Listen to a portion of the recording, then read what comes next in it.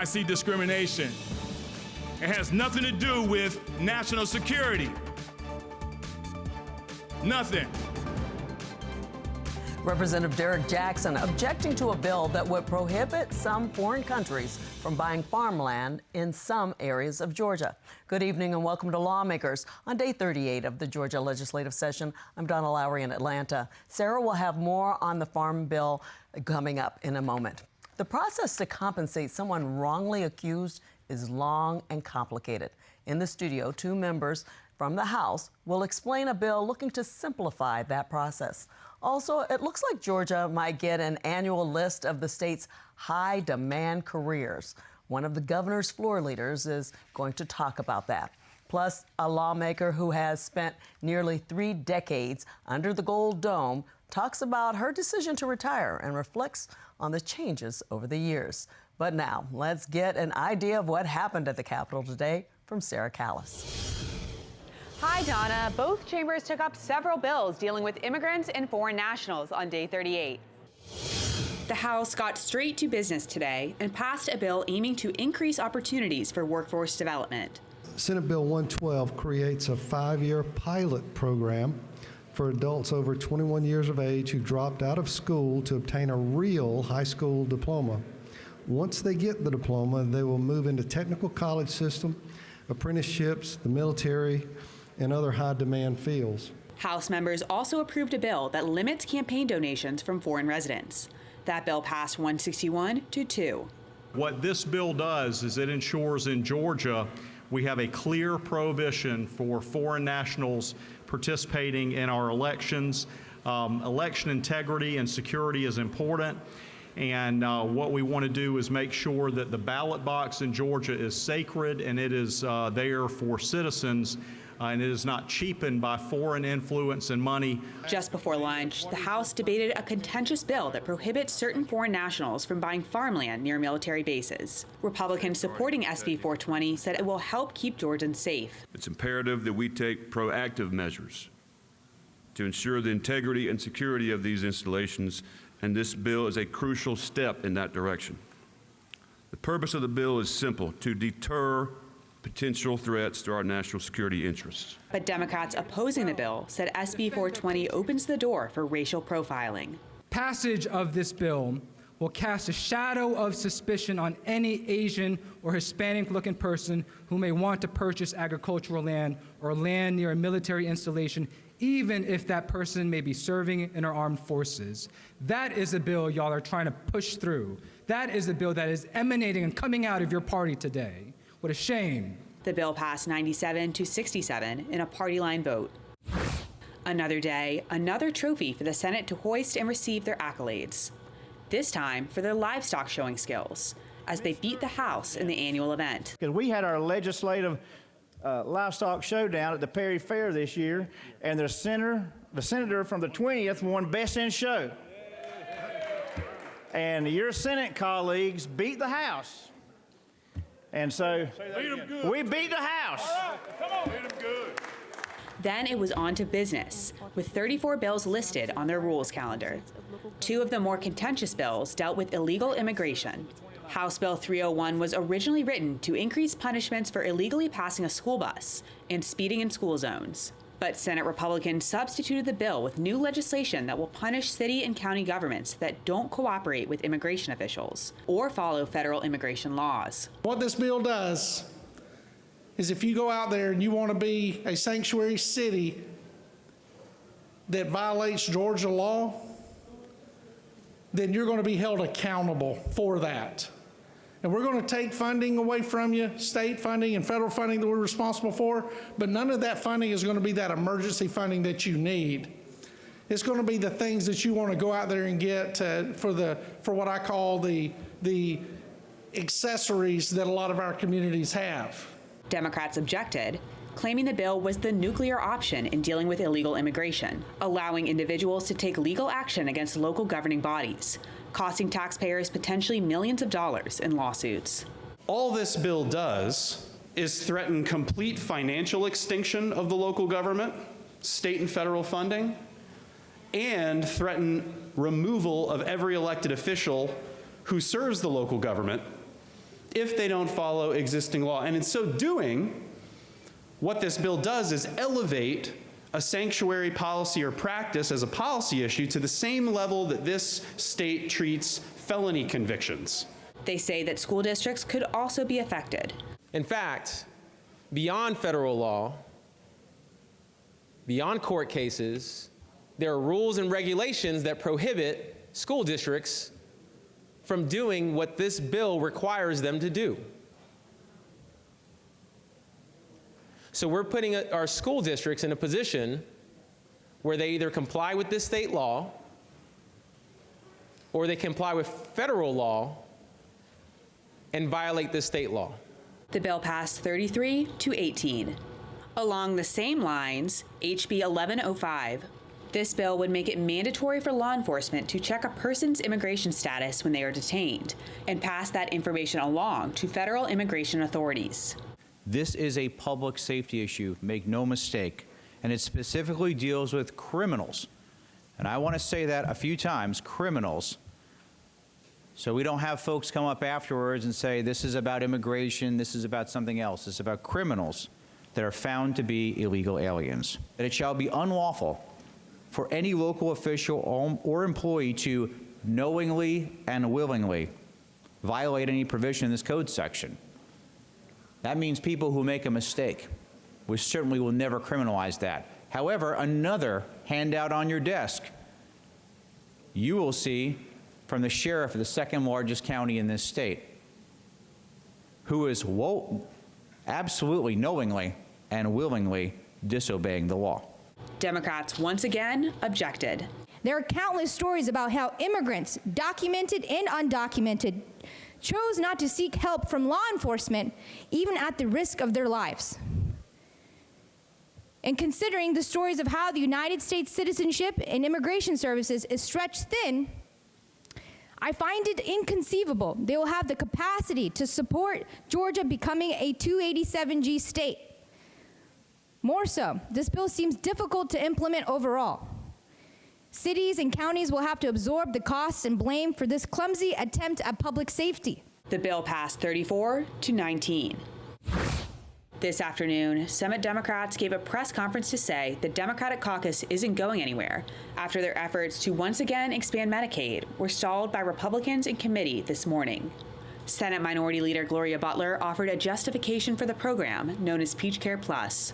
Peach Care Plus would not only connect Georgians to good health insurance, it would also connect them with badly needed workforce development resources and necessary child care services. 76% of Georgians support this measure, including 60% of Republicans. Minority Leader Butler expressed the caucus's commitment to get the plan on the books, whatever it takes. We will keep fighting. We will continue demanding Republicans pass Peach Care Plus. I don't care if we have to fight until we are in the majority. We have gone 14 years. We can go a few more, even if it takes 14 more years. The House also passed a bill dealing with certificate of need. The legislature returns on Tuesday for day 39. That's all for my Capitol Report. Back to you, Donna. I want to thank Sarah for that report. We're going to spend some time now talking about the process to compensate those wrongly accused. Joining me are Republican Representative Katie Dempsey of Rome. She chairs an appropriations subcommittee and is on 7 other committees. And Democratic Representative Scott Holcomb of Atlanta. He's on 9 committees, including Judiciary and Juvenile Justice. Welcome to you both. It's been a long day, I know that. The House just wrapped up. You guys rushed down here to the studio. I really appreciate you being here. You have an important topic you want to talk about, and that's people wrongly accused. And I want to start with you because you are representing people right now trying to help 2 men who were wrongly accused get the compensation. Well, and they were actually wrongly convicted. Convicted, right? They served in our correction system, too.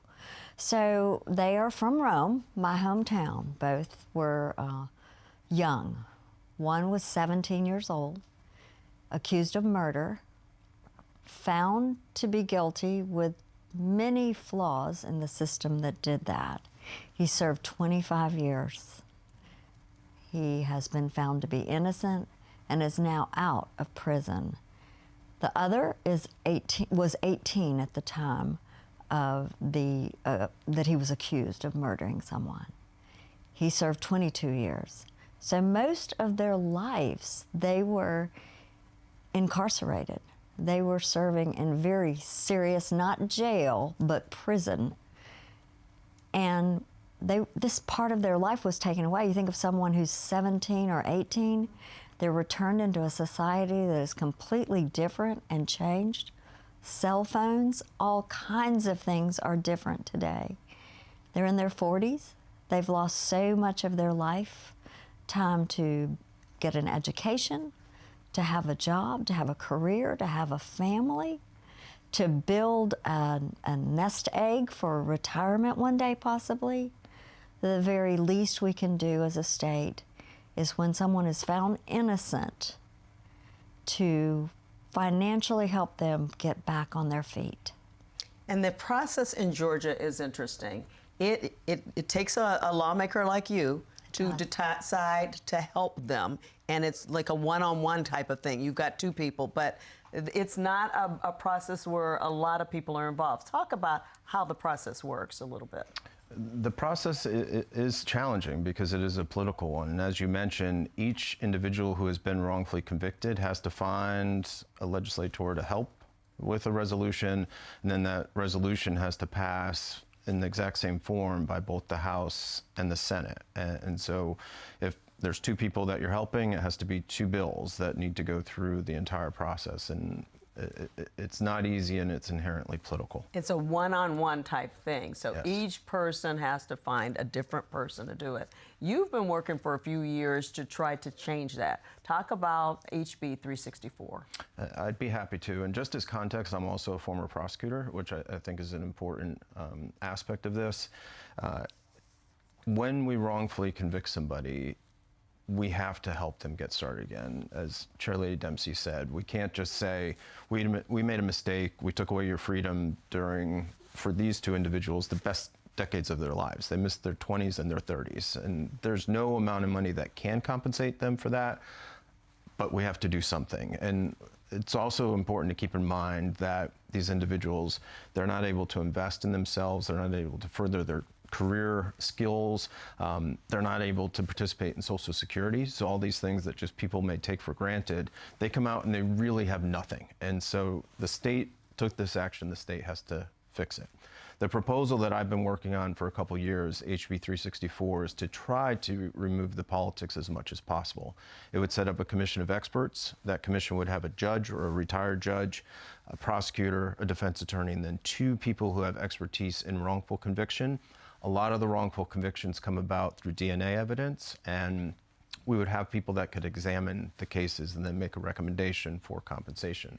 One thing that I'd really like to highlight is that the bill requires innocence. This wouldn't be for somebody that just through a technical or procedural issue, they have to demonstrate that they didn't do it. And if they can meet that burden, the state really needs to step up and compensate. Yeah. And you support this. It's actually bipartisan support for this. Oh, absolutely. Lawmakers struggle with doing this. I'll tell you what, it's not what we were elected to do. That kind of judgment is really harsh. So I had served on the panel, I believe, 3 times in the House through appropriations, a small panel of about 3 members that listened to many of these individuals over the years. That was hard, but I will tell you, it's much more heartfelt and emotional to get to know someone who is also fighting for this challenge to be made whole, to step forward, to build their life again. And it's just such a hard space to go to. The House did a great job, we always seem to, of passing these resolutions, and they have rested in the Senate now. Not only these 2, but 4 from last year, they have not taken action on. Yeah, we talked about the 4 last year, again, bipartisan. Yeah. What are you telling these young men? You know what, they're amazing. I've been so encouraged by how they left without judgment on others for it. They really have very humble hearts. One, Lee, is working now in industry in Rome. The other, Joey, wants to rebuild his family's used car practice. But they both face challenges. For Lee, the wages are not very high. It's very hard to get ahead. It's hard to pay rent. It's hard to, he said, I'll probably never have a family. I couldn't afford a child. And then for Joey, he doesn't have years of tax returns, so he can't get a loan to start that business. Yeah. It's very challenging for them, but they're waiting to hear if we can do this. They were at the Capitol yesterday, and it's just very encouraging to see how much they care. They became friends, actually, and they care about one another and want to see us do the right thing. Yeah. Where do things stand? Last year, you weren't able to get stalled in the Senate. What do you think? I'm hopeful. The system failed these individuals in the worst way imaginable. I really hope the political system doesn't fail them as well. And so we're going to keep pushing until midnight next Thursday. And I'm really hopeful that folks will take a look at this and understand that these are real people that we've impacted, and it's their families too. And it's only us. It's only us that can fix it, and we need to. Only a few days to have this come through, so we'll keep up with this. Thank you both for coming down again. It's been a long day, so I really appreciate it.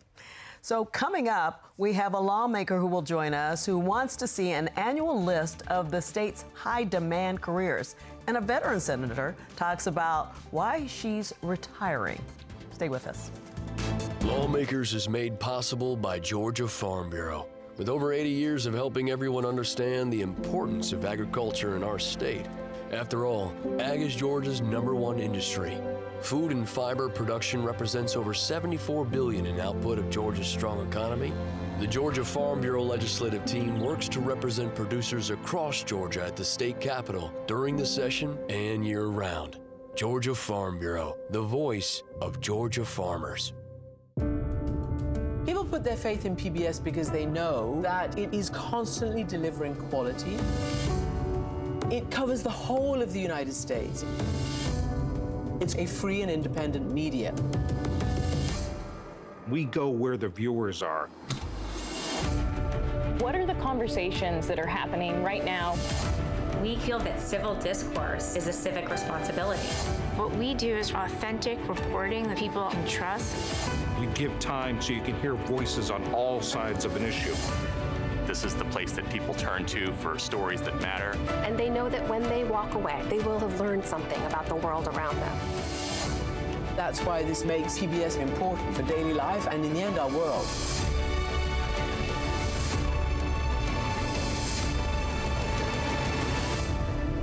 Thank you for joining us.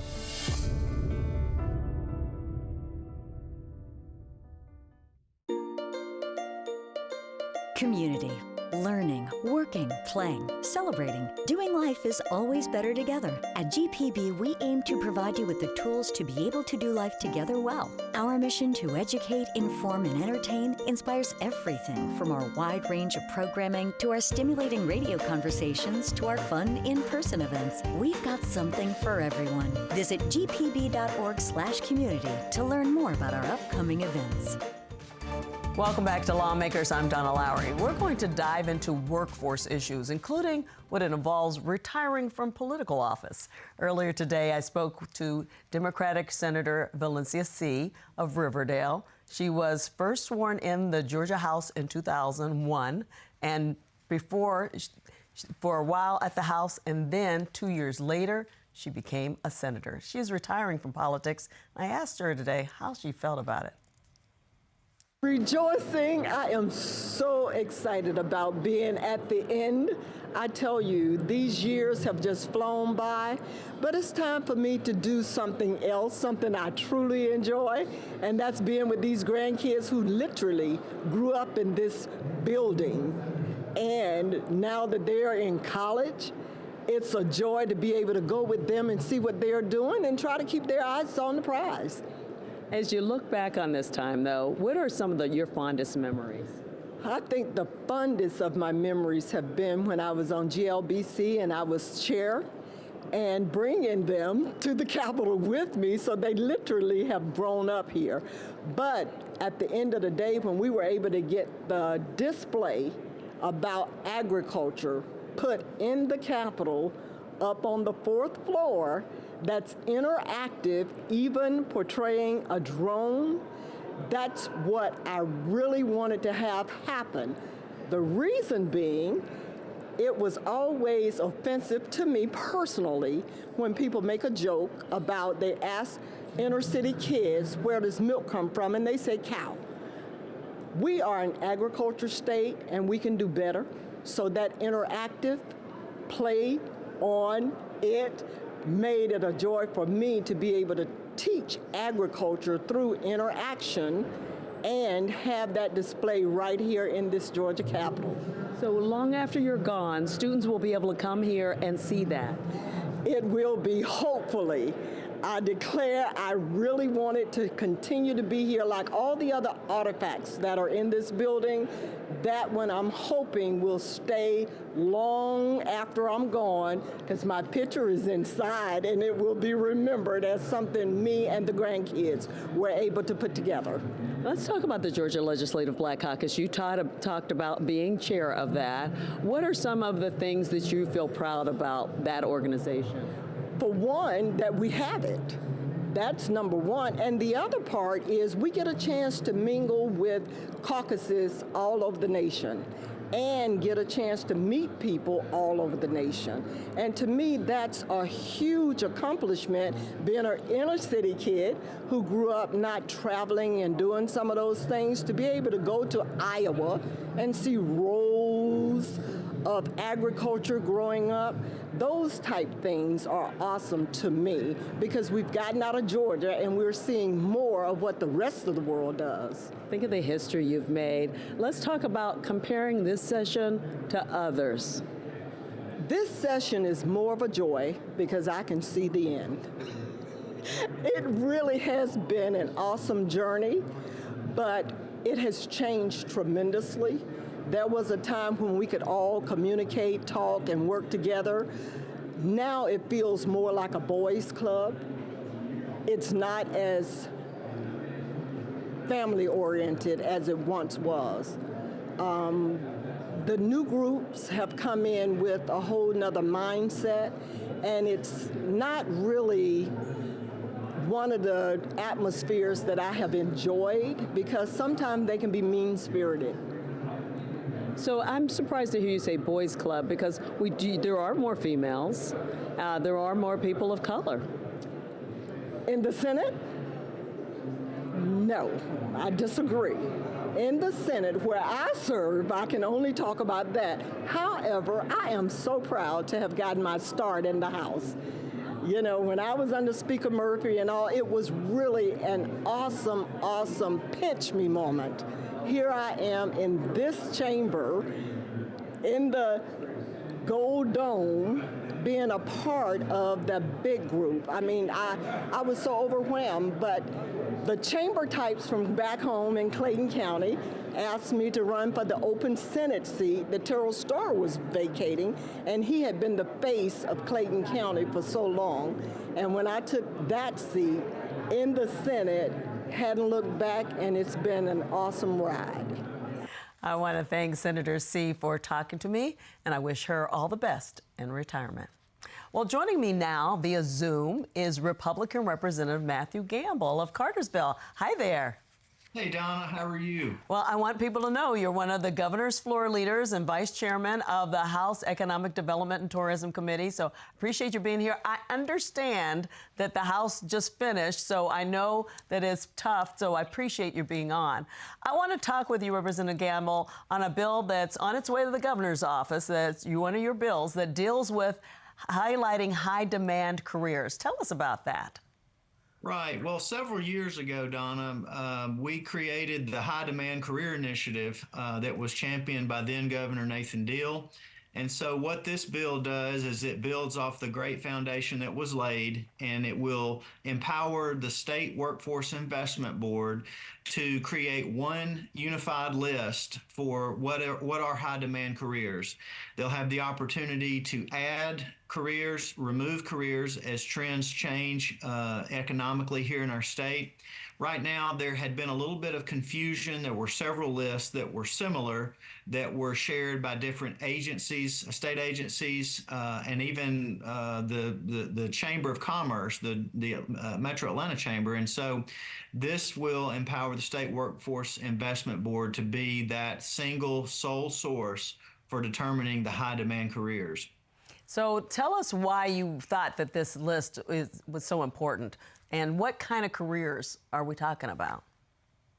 So as you know, we have a shortage, especially in certain fields around our state, whether it's healthcare, construction, welding, those types of careers. And this was done because the leadership of our governor recognized that we had an opportunity to improve how those careers are selected and encouraging our young students in the K-12 and higher education pipeline to pursue those careers. And if they choose to go into one of these careers, they have the opportunity to basically receive free tuition from our technical college to get a 2-year or in some cases a certificate in one of these high demand career areas. So this is a chance to be able to say, hey, listen, these are the careers, this is what you should look for, especially if you actually want to be employed, because it's high demand. That is correct. And I want to point out that there had been a study committee that met last year that was chaired by Senate Rules Chairman Matt Brass and Chairman Matt Dubnik from the House. This was one of the recommendations that came from that study committee. And so the governor recognized it, and we decided that this should be a priority for this legislative session to get done. The State Workforce Investment Board also has representatives from around the state that are from various business and industry interests, Chamber of Commerce representatives, folks from education, both the K-12 and post-secondary areas. So it is a very diverse group that will determine this list. Okay, let's talk about another one of your bills, HB 130. It deals with student loan repayment agreements. Talk about that a little bit. So House Bill 130 is the service loan repayment program. Again, another priority for Governor Kemp and our governor's floor leader team. This is one that I carried that will encourage individuals to pursue careers in law enforcement. Currently, we have around 5,000 openings when you take into account state patrol and local police and sheriff's departments around our state. And so this is another incentive that can be used to recruit an individual that may be interested in going into law enforcement. But the caveat is they have to work in law enforcement for 5 years in order to be eligible to receive up to $20,000 that can be used to either pay off certified student loan debt or to pay towards a degree in criminal justice. And so that is individuals that are interested in going into law enforcement, or it may be a law enforcement officer that is currently employed and is interested in taking advantage of this. But again, they have to stay in law enforcement for at least 5 years in order to earn the full $20,000 amount. So where is this bill right now? This bill, actually both bills have passed the House and Senate, and they now await the signature of the governor. Okay. Well, I want to thank you so much for telling us about it and joining us via Zoom. And get some rest. I know it's been a long day. Thank you so much for inviting me. It's been an honor. All right. Thank you, Representative Gamble. Well, that does it for Lawmakers today. Lawmakers will not be gaveling in the next 2 days, not tomorrow or Monday. So we'll be back on Tuesday for the final day before Sine Die. Have a good night.